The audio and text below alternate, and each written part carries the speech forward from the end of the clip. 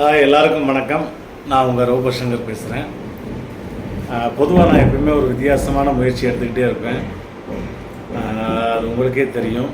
ஏன்னா ஏற்கனவே தமிழ்நாடு காவல்துறைக்கு இந்த ட்ரக் அவேர்னஸுக்காக தமிழ்நாடு ஃபுல்லாக அவங்களுக்கு சப்போர்ட்டாக நானே போய் எந்த ஒரு வெகுமதியும் இல்லாமல் தமிழ்நாடு காவல்துறைக்காக என்னுடைய பணியை நான் செஞ்சேன். அதுக்கப்புறம் கோவிட் டயத்தில் கோவிட் பேஷண்ட்டை பார்க்க யாருக்குமே அலோடு கிடையாது.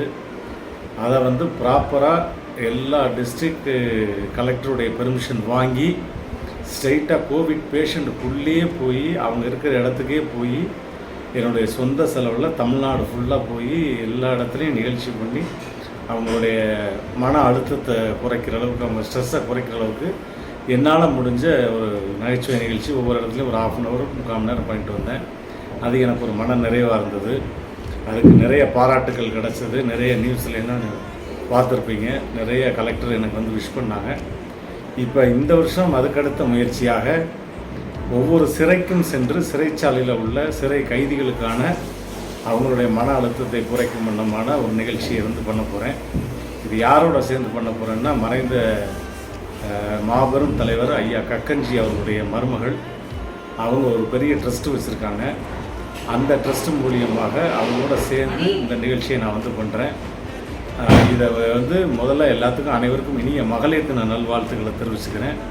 ஸோ மகளிர் தினத்தை கொண்டாடும் விதத்தில் நாளைக்கு மகளிர் தினத்தை முன்னிட்டு ஃபஸ்ட்டு என்னுடைய முதற்படியாக சென்னை புழல் ஜெயிலில் நாளைக்கு மதியம் 2 மணிக்கு என்னுடைய நிகழ்ச்சியை நான் பண்ணுறேன். அவங்களுடைய மன அழுத்தத்தை குறைச்சி அவங்களோட இன்ட்ராக்ட் பண்ணி பேசி சிரித்து அவங்கள சந்தோஷப்படுத்திட்டு வர போகிறேன். இதை பார்த்துட்டு இப்போ மத்திய சிறைச்சாலை சென்னை மதுரையிலேருந்து அழைப்பு வந்திருக்கு. ஸோ அங்கே நான் போகிறேன். அப்புறம் சிறார் கைதிகளுக்காக போகிறேன். எல்லா தமிழ்நாடு ஃபுல்லாக எல்லா ஜெயிலுக்கும் போய் என்னுடைய சொந்த செலவில் நானே ட்ராவல் பண்ணி போய் அவங்களுடைய பெர்மிஷன் மட்டும் ப்ராப்பராக வாங்கி கேட்டு என்னுடைய நிகழ்ச்சியை நடத்தி அவங்கள சந்தோஷப்படுத்த போகிறேன்.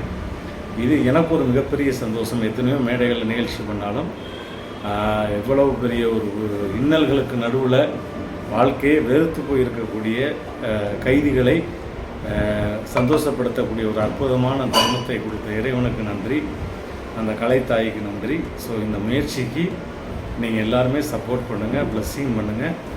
ஸோ நாளைக்கு என்னுடைய இந்த முதற்படியை ஆரம்பிக்கிறேன். எல்லோரும் விஷ் பண்ணுங்கள். தேங்க்யூ.